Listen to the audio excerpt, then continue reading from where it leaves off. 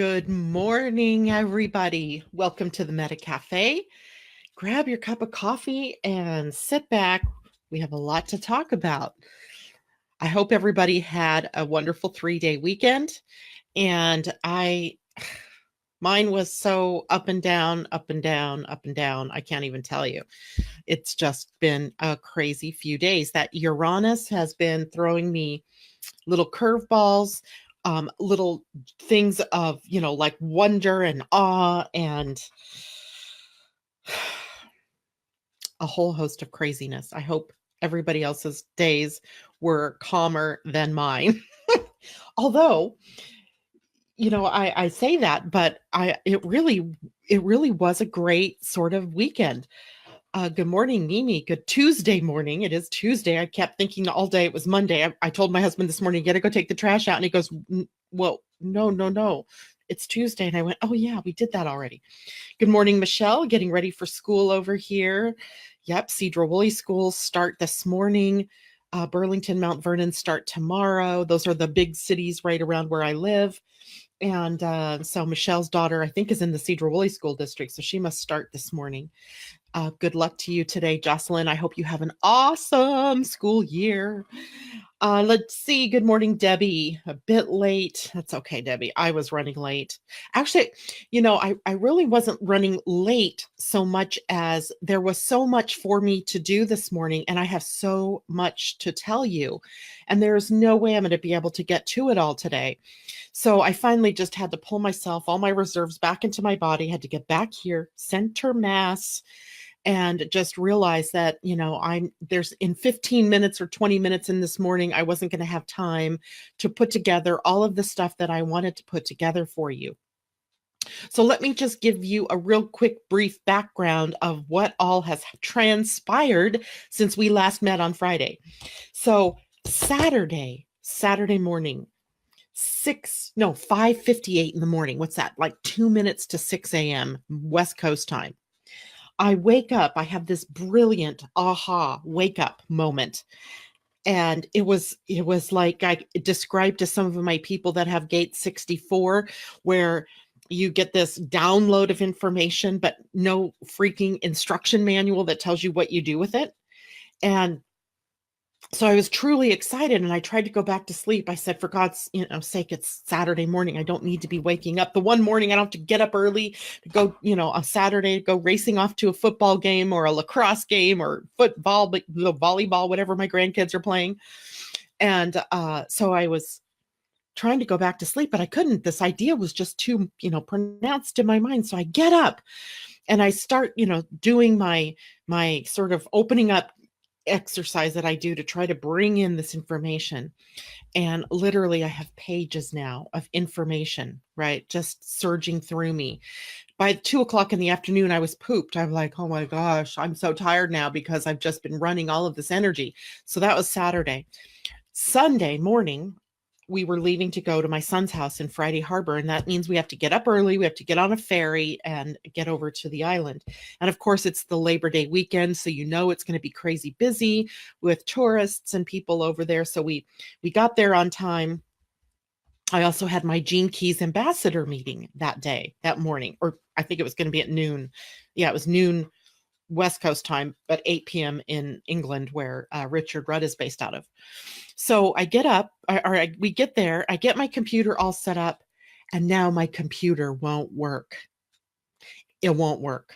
It just won't work. Like it's going round and round, the blue wheel just going round and round and round. It won't do anything. And finally, like after about an hour, it's a good thing I started early, because about an hour later, it finally comes up and I was able to tap into a little bit of the Gene Keys ambassador meeting that day. And I want to tell you about the theme. I'm just writing it down so I don't forget to bring it back up. But later, my computer just went like dead. And I tried to resurrect it yesterday morning and it wouldn't come back up. And there was this hole inside of me about this, right? I was really freaking out about this because it is my link to you all. It is, of course I have my phone, I guess I could use. I've got my tablet I could use, but there's nothing like your, laptop or the piece of equipment that you use the most. I mean, every document I've ever written is on here, all of my pictures. I mean, there was just this moment of maybe it was even of what is the word? Not fear so much as it was a grief about my computer and everything that it means to have lost stuff on my computer. So I get home last night. I decide I'm not going to do anything about it until I get home. I get home last night. And in the meantime, there's this exercise I'm going through of staying in the now, right? We talk about that all the time, staying in the now. So instead of being out in the future, worrying about what am I going to do with my computer? How am I going to get it fixed? How am I going to afford a new one if that's what it takes? I mean, how on and on and on, all that stuff going through your head. I kept saying to myself, okay, but you're in this moment. And in this moment, you don't need your computer. In this moment, you're here with your son, you're here with your husband, you're here to have a great time. So I had to it was this great exercise in reeling myself back into the now moment, because in the now moment, everything was fine. I did not have to deal with the computer issue. I couldn't, right? It's a Monday of a holiday weekend. There's nothing open. There's just nothing for me to do about it. But my mind wanted to keep taking me out there to, this is a problem and you need to solve this problem. I was like, no, not having that. So I kept bringing myself in. By the time I got home last evening, it was, maybe 6 or 6:30. I said, I'm going to give it one more try. I'm going to try to load it up and see what it says. So when I turned my computer on, it said, fatal hard drive crash imminent. Like on a black screen with white letters, right? That's never good, right? That's never good. It's never good to see those two words, fatal, hard drive, failure, imminent. I was freaking out and I just went, all right, well, you know what?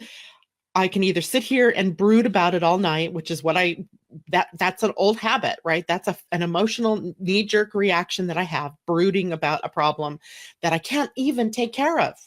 It's Monday night of a holiday weekend. What am I going to do? So I finally released that, moved that out of my space, resigned myself to the fact that first thing this morning, I was going to have to jump on my husband's computer and work through this and take my computer in to be fixed. But guess what? I'm talking to you from my computer because my husband, in his weird way, is totally brilliant. And he got up this morning about an hour before I did, and he went to my computer and he got it to turn on. And then he said, oh, and I'm just going to do this cleanup for her. And so he optimizes my hard drive and does all of this stuff that he doesn't normally know how to do, but he does on his computer all the time. And he made my computer new again. Amazing, right? Amazing. So here I am talking to you from a computer that I thought was dead, but here is the lesson for me. And it might be a lesson for you in some respects because we have Saturn moving direct this week. And remember, for the last 4 months, all the structure and form and changes and lessons and everything that Saturn brings to us were affecting us on the inside. Well, now Saturn's move is going to be to the outer world. And so anything that you've ignored in terms of the lessons, in terms of the forms and the structures in your life are going to be very apparent in the outer world. So guess what? I'm backing up my computer today because I've never done it. Never backed it up. And Saturn was telling me apparently that I'm even wearing my Saturn earrings today, right? In celebration of Saturn, at least giving me this momentary break in the lesson so that I can back up all of my important stuff to at least have it on a thumb drive. Oh my gosh, it's going to be a project, but that's okay. Because the other project, the download that came to me on Saturday, that was so profound. It's huge in its impact for the way that I will be doing my business as I move forward. It's huge. It was just huge. It was just huge, exciting and huge. And you guys are going to get to benefit from it. And it was born sort of out of the idea of having the webinar. And that webinar was 3 hours long. And I'm like, oh my God, I've got to do something different because that's just way too long. And then it came to me, the whole download came to me. Not the individual steps, mind you, but that's okay because I have to keep reminding myself you are a generator. And my generators out there, even my projectors out there, even my reflectors and manifesting generators, manifestors, whatever it is, things come to us in the moment. Things become revealed at the time it's meant for you to take action on via responding to something in the outer world. If you're a manifesting generator or generator, via an invitation, if you're a projector, via an idea or inspiration, if you're a manifester, and if you're a reflector, the rarest of people, you're seeing it reflected to you from your outer world, from the people that you know and love and that know and love you. So our ideas and things are the roadmaps get revealed one step after another, not all thrown at you at one time. It feels like it, like I felt like I got downloaded, and I probably did. But the key is to stay in the moment. Big lesson for me because my mind, I'm a Gemini and I have a moon in Virgo ruled by Mercury, the ruler of Gemini. And so my mind is very quick, and it's very quick to take me way out of the now and way out of here in this moment. Crazy lessons for a 3-day weekend, let me tell you. Let me say hello, everybody here. Mimi, yay to your husband. I know. My husband and I, we are like bookends. If you looked at our human design, we complete each other. I mean, it's like taking the centers I have open, he fills, and the ones he has open, I fill. So when we come together, we're just like a hand and a glove. And I always say he's not a smart guy. I mean, he doesn't do book learning very well, but what he excels is in thinking outside the box. And I'm like, he can take things, we call him MacGyver because he can take apart anything and put it back together. He can use duct tape in the strangest of ways and fix things that I would be throwing it away. And he's like, oh no, let me fix that. I can't do that, right? I'm book learned. I have book smart. I have, intelligence smarts, logic. He has this total other half of the brain. So together, he and I make a full brain, which is kind of funny if you think about it. Bonnie, good morning. Hi, Mimi. Thanks for the reminder. Bonnie must be new to us and a friend of Mimi's. That's awesome. Welcome, Bonnie. Tina, good morning to you. And let's see, Michelle Brooks, good morning. Suzanne Fulmer, good morning. Glad to see you ladies out there. And I'm so glad everybody took the time this morning because it's actually a really good day. Now, I want to tell you, before I go into the energies of the day, I want to tell you about the Gene Keys call that I experienced on Sunday. Because even though my mind was worried about the computer and how come I can't do this, and Richard's talking, but everything's lagging, and it was crazy, right? But I got the message, and the message for us for the next month, at least, as we were as ambassadors, tasked with sharing this, is this energy of generosity. And it filled, I'm getting goosebumps even thinking about that word, because, one of the things I often think about is, am I giving away too much? There are times when I think I should be charging people for things. And then I just feel like, no, I don't want to charge for that. And so the whole message was about generosity from your time, generosity with your resources, generosity just with your ears, listening to a friend or listening to a loved one who's suffering through something. And that generosity is something that we as Americans are known for. This. We as people, human beings, love to be generous. And it is a pathway to illumination that we can also take, that generosity takes us to. And the gene key that he gave us to contemplate, which I can pass on to you all to contemplate, was the gene key 11, or the gate 11, which is actually up on the ajna, the second center down. And let me see if I can show it to you. I cleaned out my folder this morning, so I might have, nope, I saved my template. Let me move my coffee so I don't spill it into my computer keyboard. That would be bad. So gate 11 is up on the ajna right here. Gate 11. And it reaches down to the throat at gate 56. And in this particular chart, you can see gate 56 is defined, but so gate 11. And gate 11 is often called the gate of the seeker, because it's an energy that it's caught up in curiosity, right? And in the energy that drives us to go out and look for the spiritual path. And it's not it's the hero's journey that begins. It doesn't necessarily begin there. The hero's journey begins in the root center, but the ajna here is very much about, gaining openness to new ideas, and kind of blowing out the places in your mind where you're stagnant, or where old thought patterns have become encrusted. So this pathway that we're exploring through the gene keys for the next month is about exploding out all of those old encrusted patterns, and looking deeper at this generosity of spirit.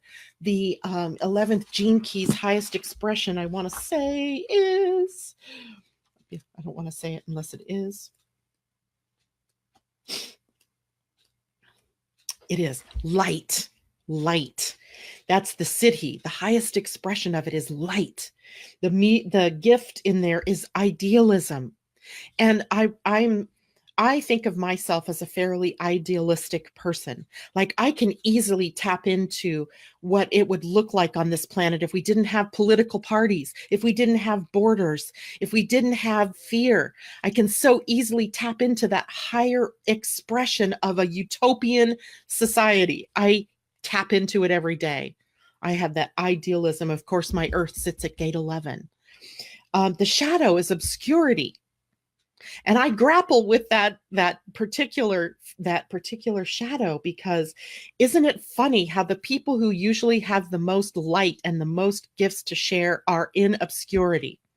Very rarely does someone pop up out of the dark and become this light, this beacon of change, of hope, of light that is love.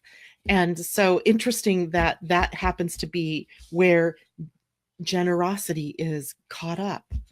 So I'm really, really excited about this next month of study for me as an ambassador with the gene keys, in looking at generosity. Generosity. It's a great word, don't you think? Let's see. iawaketechnologies.com. Okay, so Debbie's just shared a link with us. I'm going to show it. And then for all of you who might be new here this morning, and I see a couple of new names out there, the Living Astrology Facebook page is where this is being broadcast to. All of the conversation that we have through text or through the chat is on that page with the video. So you can go there and you can get this link. And I'm not sure what that is, Debbie, and I don't want to follow that link right now, but I will do that later. So everybody can know they can go there and they can get that link. Okay, let's see. Is there anything else spectacular that I wanted to share about this weekend?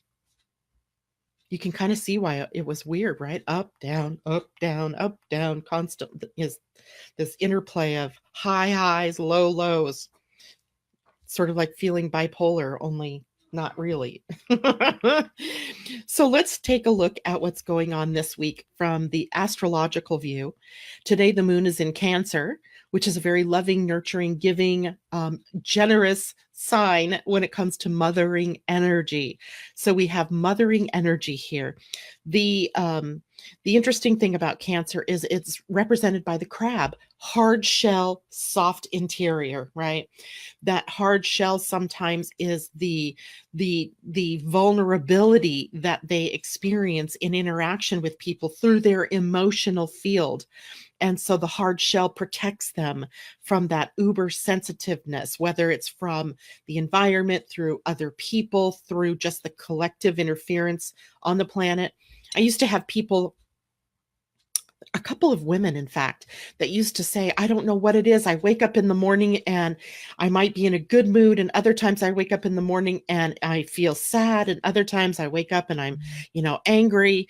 And there's no real rhyme or reason, they were telling me, to what they were feeling.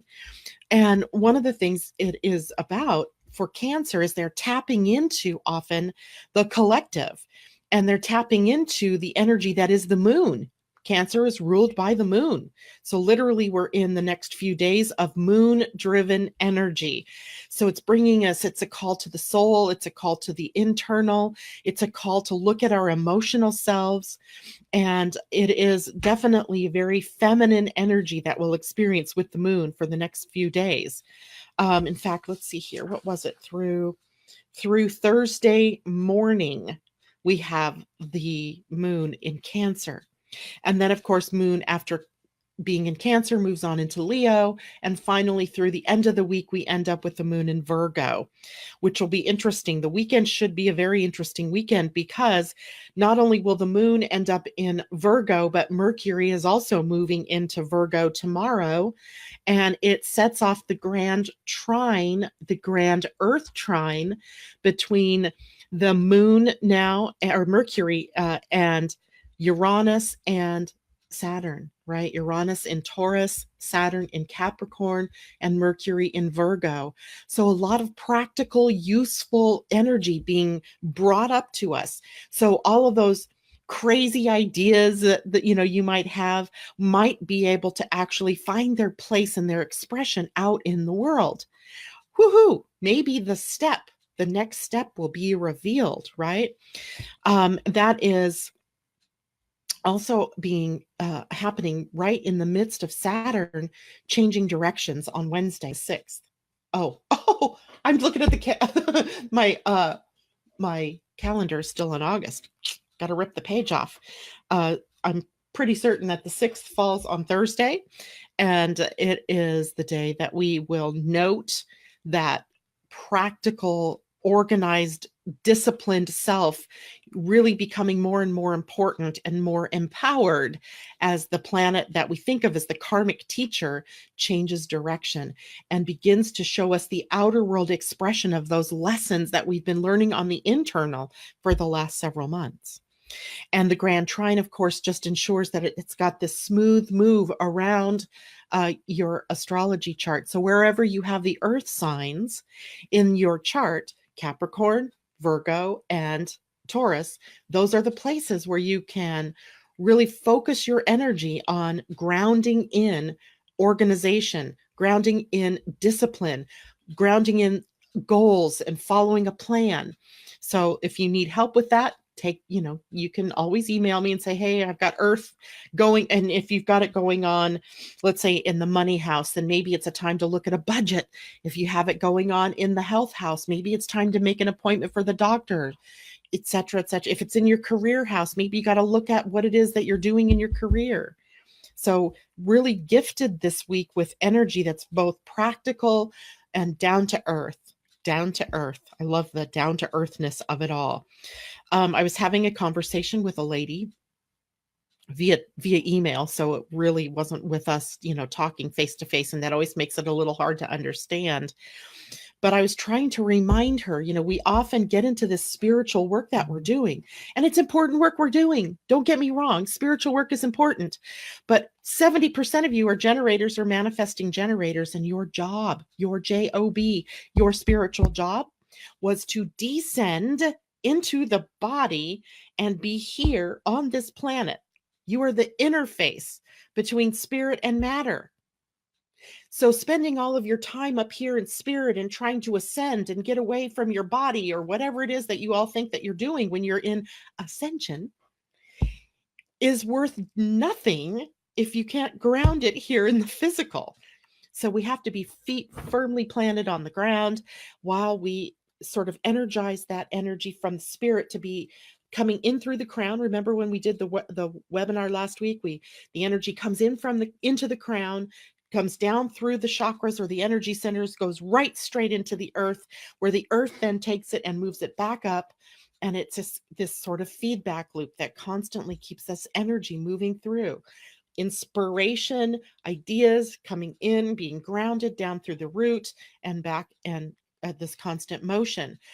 Ascension, it's a tricky, slippery slope, right? Because a lot of people take that and they run with that word and they say, oh, we're moving up to a different place, but you're not moving anywhere if you don't stay grounded. You came to this planet. Now, if you're a projector, you may have little bit of a different trajectory. You're not necessarily spirit embodied because you do maintain that working connection with spirit at all times. You're sort of the bridge between spirit and matter, right? So a little bit different tact that you take if you're a projector as opposed to the 70% of us that are the generators and manifesting generators. The call to action this week then is to be in your body, be on the earth, feet on the ground. What can I take in from up here, from idea or inspiration or spirit, and bring it into the physical? Bring it into the physical. On Friday the 7th, Mercury, Uranus, and Saturn will be in the exact part of their trine. Mercury will be at 2 degrees of Virgo, Uranus 2 degrees of Taurus, and Saturn at 2 degrees of Capricorn. I like the 2. That makes 2, 2, 2. We talked about triple numbers, double numbers. Remember the 22, the triple twos? All about don't quit before the manifestation is seen, right? Don't quit. Keep moving your ideas forward. The sun is also in an opposition to Neptune that day, an annual opposition. And Neptune is in Pisces. So right now, that opposition happens when the sun gets into Virgo. The sun is in Virgo. We have this opposition that also shows us that very interesting Neptune connection to spirit and the sun, the giver of life on this planet. Again, this idea of grounding stuff in. And for some reason, I cannot click on video, but I can see you, Cindy. So you're definitely in the video. Natasha, we can also walk sideways to get through or to a place we need to go. Spoken like a true Cancer. She's referring to cancers and how the crab, if you ever watch a crab on the beach, it doesn't walk forward, right? It kind of it sidewinds its way into things. Cindy, good morning to you. I'm glad you got in. Debbie, meditations of a certain nature. You have to read about the science. Awesome. Thank you. That was from the link that she shared with us, the iawaketechnologies.com free tracks. So that's something that is posted here on the page underneath the video. All right. So what else do we have coming up this week? Today, the moon and Uranus are in a really interesting connection, sextile, right? Sextile, 60-degree angle, sharing of the gifts and talents and sharing of the experiences between the moon, the soul, and Uranus, our connection to everything new and original and what do I want to say? Earth-shattering, paradigm breaking, right? Paradigm shattering.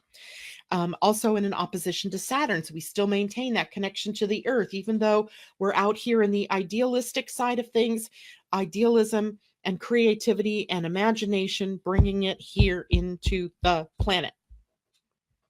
We also have a very interesting human design week. And I'm going to have to get more into that tomorrow because it's extraordinary. So let me see if I can set I'll set the base for this, right? And then we can take it into deeper territory as we move through the week.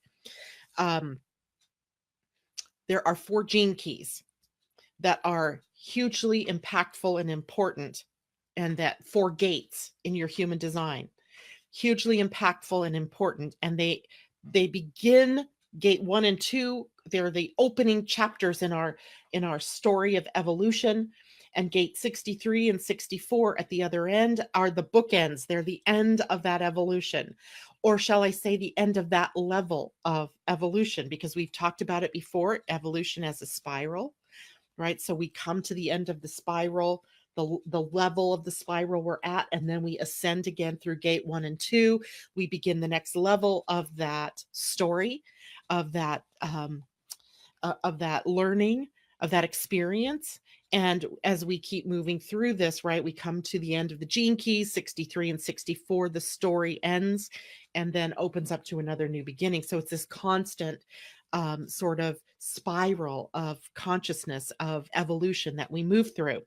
Well, this week, the sun has moved into gate 64. Gate 64 is called the aurora. It just brings up all of this vision of this beautiful lights. And it was just, gorgeous energy, right? The sun at gate 64 in its highest expression is illumination. The aha, I've got it, right? The light is shining very brightly. And in the gift, it is imagination, imagination. And in the lowest expression, it's confusion, confusion. And the earth is at gate 63. So the two bookends, right? Sun and moon, or sun and earth, excuse me, at the bookends, the end of the tail. The earth at gate 63, the highest expression is truth. The gift is inquiry, and the lowest expression of it is doubt. So we have doubt and confusion in the shadow, or the lowest expression of the gate, while the highest expression, illumination and truth. Woohoo! So if we look at it this way, the gene keys then become a mystical story of evolution. It is us tapping into the Akashic, maybe, records, and being able to see the whole of the picture and what it is that we're here to ground in the physical. They mark the epilogue, 63 and 64. Completion, but not closure. Completion of the level. So any of you play video games, and you level up, right? Level up means you finished that level, you beat the monster or the boss, they call it sometimes, at the end of the level, and now you've leveled up. And that is what we are going through as we move into this week, the energy of leveling up. And it's really interesting because the shadow of confusion. Well, let's bring this up for a second. So we have two streams of energy. We have logic and we have imagination. When logic takes over, as a human being, you're actually here with both facilities, right? Logic through the left hemisphere of the brain, left, and imagination is the right hemisphere of the brain. You are bihemispheric. So you have these two hemispheres connected with synapses and what have you that cross between the two, right? So when we are talking through the gene keys or through human design, logic is the recognition of patterns that repeat, with the ability then to predict the outcome based on patterns from the past. That's logic. So when we rely on too much logic, we get confusion, right? Confusion. So if I go back to Saturday and my download that I received, that was very much it was like totally complete in its download. And yet there was no instruction manual telling me how am I going to go about this. So the best thing I could do was get into my body and start physically writing, which is what I did. I started writing. Because if I had relied on too much logic, which would have said, okay, step 1, step 2, step 3, I might have gotten lost in and more confused by this download. So relying on too much logic can really solidify confusion out there in the world. On the other hand, when you have doubt at gate 63 is the shadow. It is when you lose touch with the wonder of imagination, when you lose touch with the wonder of magic, the mystical. So we don't want to lose touch with that either. Logic and imagination sort of are working, they would seemingly be working at cross purposes, but they're really meant to work together, right? That's the reason why you have two hemispheres of your brain. And there are theories out there that, I've heard many times that Neanderthal, the reason nature selected Neanderthal man to move out of the gene pool was because they had only one hemisphere in their brain. They couldn't imagine, and so they were deselected to move on, to evolve. That's sort of simplified, but you get the idea, right? It's what really has created the pathway to our success as human beings is the fact that we can imagine, but we also have logic. But you can't use one to the exclusion of the other. Does that make sense? Right? If you try to do that, then your life becomes confused and doubtful. So here is the energy that we have for the week, right? Doubt and confusion. Because we're also still working through Venus, and now September 2nd, she slowed down. She has gone as far as she's going to move, right? She entered the RX zone. She'll move forward. I mean, she hasn't moved as far as she's going to move, but she's entered the zone through which she will start her retrograde. And so every piece of land she now occupies through the zodiac is land she is going to retrograde back across. And when she gets back to 25 Libra, which is where she is today, she will move forward across that same degree again. So we are now in the territory where we are really learning whatever these lessons are. And she's at gate 50 this week, which is on the spleen as well. And it is in its highest expression, the gate of harmony, in its gift, the gift of equilibrium, and its lowest expression is corruption.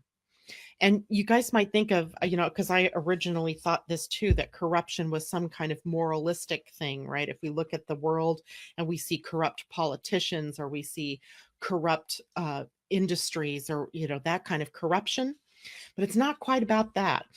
I want you to think back. I want you to go smaller, to the micro world, to your DNA, to the, I think it's a protein. It might be an amino acid called transcriptase.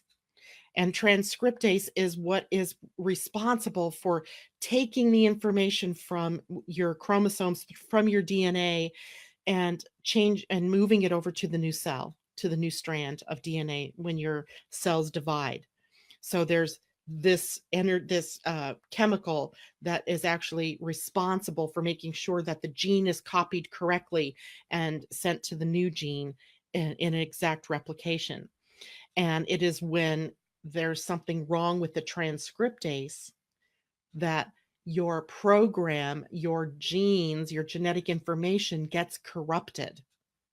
So corruption, we also know in our computer, right? When a file is corrupted and it can't be used in the same way anymore, and it really signals the death of the file. And in this case, the death or the birth of an ill sort of gene, perhaps, some kind of disease state. So corruption is really when the copy gets changed, and not necessarily for the best, for the better. So we're going to be digging deep into that one, because I can guarantee you that that's going to be an interesting conversation for us to have. Corruption, and what does that mean for us from a genetic level, from the physical level, the mental level, emotional level, and the spiritual level? What does that hold for us? So we will be looking at all of that as we move into tomorrow. And I'm going to cut this short a little bit this morning, because I was kind of stymied by my computer all weekend, for good reasons, I'm sure. I have a lot to catch up on this morning, and a lot to get squared away for my week. So I'm going to leave you this morning with the thought about, what is it going to take to move even from confusion to imagination, and from doubt to inquiry, and the next leap that we can take then to illumination and truth. What's it going to take for us to do that? All right, let me take one last look at comments here. Kristen, good morning to you. Cindy, okay, I think I've been able to read everything here. And I hope every one of you has an awesome day. That the beginning of this work week is the beginning for you to be able to ground in physically to your world the things that you need to do for the next part of the next leg of your journey. And I will see you all tomorrow morning right here, and we will dig deeper into the shadow, the gift, and the Siddhic state of these three particular gene keys, 64, 63, and 50. And if you all have your own copy of the Gene Keys books, take a look. You'll see what we might be chatting about tomorrow. All right, Debbie, thank you, and go slow. Love you too. Suzanne, love you all. Hugs all around. Same, all the way back at you. Mwah! Many kisses, much love, and I will see you all tomorrow morning. Okay? Bye.